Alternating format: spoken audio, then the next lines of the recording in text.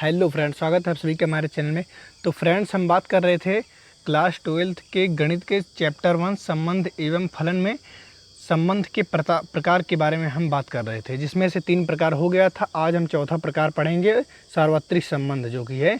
और चौथा प्रकार पढ़ने के बाद हम द्विआधारी संबंध जो कि पहला प्रकार है उसके भी द्विआधारी संबंध के प्रकार पढ़ेंगे, जिसमें स्वतुल्य संबंध, सम्मित संबंध और संक्रामक संबंध आता है। इस पे प्रश्नावली 1.1 इसी पर आधारित है, जिसका बच्चों को बेसब्री से इंतजार रहता है। तो फ्रेंड, बिना किसी देरी के चलो शुरू करते हैं। क्या दिया गया है? सार्वत्रिक समुच्चय।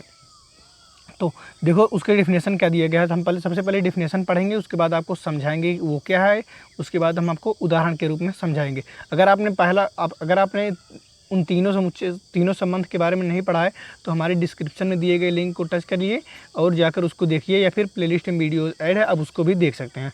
तो चलो शुरू करते हैं दोस्तों। चौथा प्रकार है सार्वत्रिक संबंध। और क्या है दोस्तों? उसका डिफिनेशन है ये: यदि समुच्चय ए का प्रत्येक अवयव समुच्चय ए के सभी अवयवों से संबंधित हो तो परिभाषित संबंध और सार्वत्रिक संबंध कहलाता है। ये सबसे आसान है, आपको बस क्या करना है, बस देखो मान लो कोई समुच्चय दिया गया हो ए। यदि समुच्चय ए का प्रत्येक अवयव, मतलब कोई समुच्चय ए दिया गया हो, उसमें जितने भी अवयव हों, 1 2 3 4 5 6 7 8 9 10 जितने भी अवयव दिए गए हों, वो सभी उसी समुच्चय ए के सभी अवयव रहेगा। समझे बात को? देखो, जैसे कोई समुच्चय ए दिया गया है, उसमें कोई भी समुच्चय दिए गए हों, जैसे मतलब उस समुच्चय ए दिया गया, उसमें 1 2 3 4 5 कोई भी अवयव ऐसे देखो दिया गया हो, वो सभी इसमें से जितने भी अवयव हों वो सभी समुच्चय ए से संबंधित हों। जैसे इसे हम लिख सकते हैं 1,1 1,2 1,3 1,4 1,5 और 2,1 2,2 2,3 2, मतलब कि सभी, मतलब 1 2 से भी संबंध हो, 1 3 से भी संबंधित हो, 1 4 से भी संबंधित हो, 1 5 से भी संबंधित हो, और दूसरा अवयव जो कि है 2 1 से भी संबंधित हो, 2 से भी हो, 3 से भी, 4 से भी, 5 से भी, मतलब कि जितने भी अवयव हों वे सभी प्रत्येक एक अवयव से संबंधित हों। समझी बात को? समझ गए होगे। देखो डिफिनेशन को ध्यान से पढ़ो, उसके बाद देखो। यदि समुच्चय ए का प्रत्येक अवयव समुच्चय ए के सभी अवयवों से संबंधित हो, मतलब समुच्चय ए है जिसमें 5 अवयव दिए गए हैं, वो क्या है? 1 2 3 4 5, इसमें एक उठाओ और वो सभी से संबंधित हो, मतलब एक इन चारों से संबंधित हो, 2 इन चारों से संबंधित हो, 3 इन चारों से संबंधित हो, और 4 इन चारों से संबंधित हो, और 5 भी इन चारों से संबंधित हो, तो उसे कहते हैं सार्वत्रिक संबंध। देखो तो 4 संबंध होता है: द्विआधारी संबंध, रिक्त संबंध, सार्वत्रिक संबंध, और एक होता है प्रतिलोम संबंध। 3 संबंध के बारे में हमने पिछले 2 वीडियो में बताया है। तो इन चारों संबंध में होता क्या है? सबसे बड़ा संबंध जो कि होता है सार्वत्रिक संबंध, और सबसे छोटा होता है रिक्त संबंध। क्या होता है? देखो, रिक्त संबंध सबसे छोटा, ताकि इसका मतलब इसमें कोई अवयव ही नहीं होते हैं। तो समझ गए दोस्तों क्या होता है? देखो, जैसे समुच्चय ए का प्रत्येक अवयव समुच्चय ए के सभी अवयव से संबंधित हो, मतलब समुच्चय ए का प्रत्येक मतलब एक अवयव, जैसे प्रति मतलब एक, और एक मतलब एक होता है। समझे? देखो, समुच्चय ए का प्रत्येक अवयव समुच्चय ए के सभी अवयव से, मतलब समुच्चय ए में जो 5 अवयव दिए गए हैं, मैं कोई भी, मतलब 5 ही नहीं, लाख 10 लाख जितने भी अवयव दिए होंगे उतने की हम बात कर रहे हैं। जैसे 1 2 3 4 5 दिए गए हों, तो एक से भी संबंधित हो, 2 से भी संबंधित हो, 3 से भी संबंधित हो, 4 से भी, और 5 से भी। और दूसरा अवयव जो कि दिया गया है 2, 1 से भी संबंधित हो, 3 से भी संबंधित हो, 2 से भी संबंधित हो, 4 से भी संबंधित हो, और 5 से भी संबंधित हो। दोस्तों समझ गए बात को? तो हमें एक उदाहरण आपको बताएंगे दोस्तों, वो है क्या? चलो दोस्तों बता देते हैं। हमने उदाहरण ले लिया है। देखो उदाहरण क्या है? समुच्चय ए बराबर, उदाहरण दिया गया है समुच्चय ए बराबर क्लास 12th के स्टूडेंट्स, मतलब कोई समुच्चय है जिसमें क्लास 12th के स्टूडेंट्स हैं, और उसके बीच में संबंध क्या दिया गया है? ए कामा बी सच दैट ए तथा बी के बीच की, मतलब ए तथा बी के लंबाइयों का अंतर 3 मीटर हो, सेंटीमीटर नहीं, सॉरी, 3 मीटर हो। समझे बात को? जैसे कोई क्लास 12th में बहुत से स्टूडेंट होते हैं, लड़का लड़की कोई भी हो, हमसे इससे मतलब नहीं है। क्लास 12th में बहुत से स्टूडेंट हों और उनके सभी के बीच लंबाइयों का अंतर क्या हो? 3 मीटर हो। 3 मीटर। तो देखो 3 मीटर किसी की लंबाई के अंतर होता है। कोई अगर मान लो हो और कोई 2 मीटर का हो, तो फ्रेंड्स उनके बीच का 3 मीटर लंबाई नहीं, 3 मीटर का मतलब कि 3 मीटर लंबाई का मतलब लगभग 10 फुट होता है। लगभग की बात करें, एग्जैक्ट हम नहीं बता सकते हैं। 10 ऐसे कुछ होता है, तो लगभग हम बात करें, लगभग ये है। लगभग 10 फुट का कोई आदमी होता है? कोई नहीं। 6 के आसपास, अब तो 6 के आसपास होते हैं, 5.5 6 इसी के आसपास होते हैं। तो 3 मीटर का मतलब 10 फुट का कोई नहीं होता है। तो मतलब कि क्लास 12th में मतलब कोई भी स्टूडेंट ऐसे नहीं है जो कि 3 मीटर लंबाई के हों। मतलब कि ये 3 मीटर की लंबाई मतलब कि किसी पर फॉलो नहीं हो रहा है, मतलब कि ये सभी पर मतलब कि लागू हो रहा है कि 3 मीटर, मतलब ऐसा नहीं है कि कोई स्टूडेंट 3 मीटर का है कोई नहीं है, कोई 3 मीटर का है कोई नहीं, मतलब ये नियम सभी पर लागू हो रहा है कि ये 3 मीटर के स्टूडेंट्स उसमें नहीं है, क्लास 12 में 3 मीटर के स्टूडेंट्स नहीं है, ये नियम सभी पर लागू हो रहा है। तो सार्वत्रिक संबंध का कहने का मतलब यही है कि जो नियम सभी पर लागू हो, मतलब प्रत्येक अवयव का प्रत्येक अवयव से संबंधित हो, मतलब कि प्रत्येक अवयव जो हो वो सभी पर लागू हो। जैसे 1,1 1,2 1,3 1,4 लिख सकते हैं, और 2 उठाइए 2,1 2,2 इस तरह, मतलब जितने अवयव, कोई एक अवयव उठाइए उस अवयव को सभी अवयवों से संबंधित कर दीजिए, तो वही है सार्वत्रिक संबंध। समझे बात को? तो हमने ये समझ लिया। उसके बाद हम अब बात करेंगे, अगर आप नहीं समझ पाए तो कोई डाउट है तो आप कमेंट सेक्शन में हमें ज़रूर बताइए। देखो एक बार फिर समझा देते हैं। यदि समुच्चय ए का प्रत्येक अवयव समुच्चय ए के सभी अवयवों से संबंधित हो, मतलब समुच्चय ए में मान लिया हमने 5 अवयव हों, 1 2 3 4 5, और ये जितने अवयव दिए गए हैं 5 अवयव, वे सभी पाँचों मतलब कि सभी खुद से संबंधित हो और सभी अवयवों से संबंधित हो। जैसे एक जो है 1 से भी संबंधित है, 2 से भी है, 3 से भी, 4 से भी, 5 से भी, मतलब जितने भी अवयव, 1 2 छोड़कर नहीं कि इसको छोड़कर इसको ले लिए, ऐसा नहीं, जितने भी अवयव दिए गए हैं वे सभी अवयवों से संबंधित हों। समझ गए बात को? हाँ समझ गए होगे तो लाइक कर दो दोस्तों। अगला हम पार्ट पढ़ेंगे, जो पार्ट पढ़ेंगे तो द्विआधारी संबंध है उसके प्रकार के बारे में पढ़ेंगे, जिसे हम कहते हैं स्वतुल्य संबंध, सम्मित संबंध, संक्रामक संबंध, जिसके आधार पर हम प्रश्नावली 1.1 को लगाएंगे दोस्तों। चलो उसे पढ़ते हैं बिना किसी देरी के। तो फ्रेंड्स हमने डेफिनेशन भी लिख लिया है और हेडिंग भी लगा लिया, रेड पेन से इसे लगाया है ताकि ये बहुत इंपॉर्टेंट टॉपिक है प्रश्नावली 1.1 में, और इसी पूरे चैप्टर में भी आप कंपटीशन में भी इसको देख सकते हैं। स्वतुल्य, सम्मित और संक्रामक 3 संबंध है जो कि बहुत इंपॉर्टेंट है। ये भी हालांकि इंपॉर्टेंट है लेकिन इसमें काफ़ी चर्चा नहीं की गई है इस चैप्टर में, लेकिन कुछ भी हो इम्पॉर्टेंट तो इम्पॉर्टेंट होता है।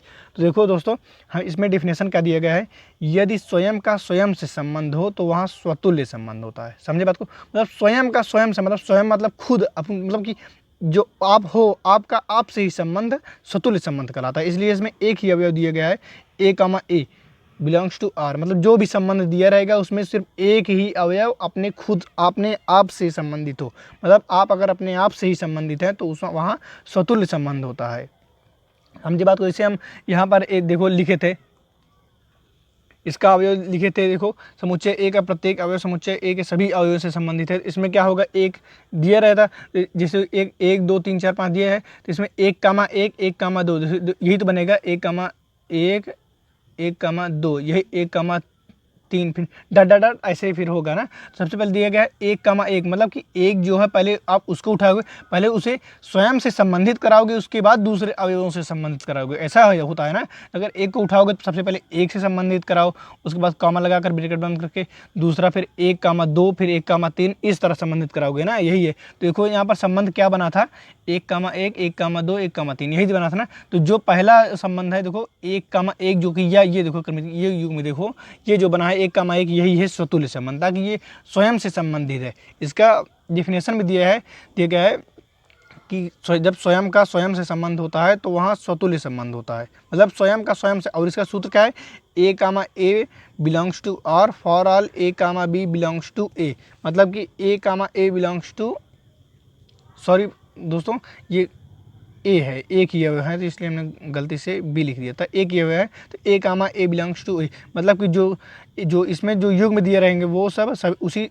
उस संबंध से संबंधित रहेंगे, मतलब संबंधित रहेंगे। उसके बाद उसमें जितने भी अवयव दिए रहेंगे वे सभी समुच्चय दिया रहेगा उस समुच्चय से संबंधित रहेंगे। ये सूत्र है, इसको हम जब एक्सरसाइज या फिर उदाहरण जब लगाएंगे तो इसमें उसका मतलब इसका हेल्प लेंगे। तो समझिए बात को, स्वतुल्य संबंध होता क्या है, जब स्वयं का स्वयं से संबंध होता है तो वहाँ स्वतुल्य संबंध होता है। स्वयं का स्वयं से, जैसे वहाँ हमने बताया था जैसे इसका उदाहरण 1,1 1 2,2 3,3, ऐसा नहीं कि 1,2 1,3, ये सब नहीं, स्वयं का स्वयं से संबंध, एक का एक से संबंध, दो का दो से संबंध, तीन का तीन से संबंध, इसी प्रकार से मतलब स्वयं का स्वयं से संबंध हो तो वहाँ स्वतुल्य संबंध होता है।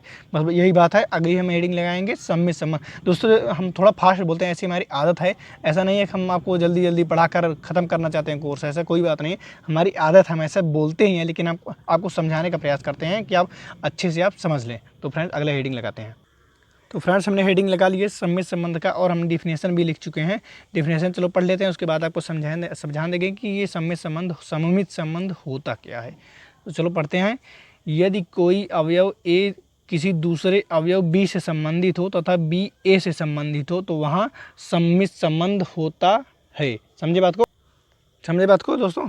यदि कोई अवयव ए किसी दूसरे अवयव बी से संबंधित हो, मतलब कि कोई अवयव दिया गया है ए और वो बी से संबंधित हो तथा बी ए से संबंधित हो, मतलब कोई आपका दोस्त है, आप मतलब उस दोस्त से संबंधित है और वो आपका दोस्त भी आपसे संबंधित है, तो उसे सममित संबंध कहते हैं। ऐसा नहीं कि आप उस दोस्त से संबंधित हो लेकिन वो दोस्त आपसे संबंधित है। मतलब कि कभी कभी ऐसा होता है कि आप किसी आदमी को जान रहे हो लेकिन वो आदमी मतलब अच्छे से पहचान रहे हो, आप किसी आदमी को, किसी दूसरे आदमी को, मतलब आप किसी आदमी को अच्छे से पहचान रहे हो लेकिन वो आदमी आपको ना पहचाने, तो वहाँ पर सम्मिश्र संबंध नहीं होगा। ऐसा नहीं होता है।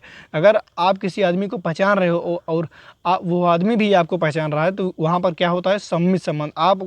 आपके और आपके बीच, उस आदमी के बीच जो संबंध बनेगा वह होगा सम्मिश्र संबंध होगा। मतलब कि कोई अवयव ए किसी दूसरे अवयव बी से संबंधित हो और ये कंडीशन क्या दी गई है, बी ए से भी संबंधित हो तो वहाँ सम्मिश्र संबंध होता है। मतलब आप किसी आदमी को पहचान रहे हैं और आप आदमी भी आपको पहचान रहा है तो वहाँ पर सम्मिश्र संबंध होगा। और इसका सूत्र क्या दिए गए, A comma B belongs to R implies that B comma A belongs to R for all A comma B belongs to A. For all का मतलब होता है सभी के लिए, मतलब फॉर ऑल ये चिन्ह है, फॉर ऑल का मतलब ये चिन्ह है, ऐसे उल्टा ए बना हुआ होता है, यही है फॉर ऑल, मतलब कि सभी के लिए, मतलब जितने भी अवयव दिए गए हैं वो सभी अवयव समुच्चय ए से, वो तो समुच्चय ए से संबंधित रहेंगे, चाहे अब उसमें रिलेशन दिया गया हो चाहे नहीं दिया गया हो, इससे भी मतलब नहीं होता। तो हमें क्या दिया गया, ए कामा बी बिलोंग्स टू ए, मतलब ए जो है बी से संबंधित है, और इम्प्लॉइज डेट और कंडीशन क्या दी गई, बी भी ए से संबंधित हो, तो वहाँ क्या होता है, सम्मिश्र संबंध। जब एक्सरसाइज लगाएंगे तो हमें इसकी और इसकी बहुत ज़्यादा ज़रूरत पड़ेगी, ताकि इसी के थ्रू हम एक्सरसाइज को सॉल्व करेंगे।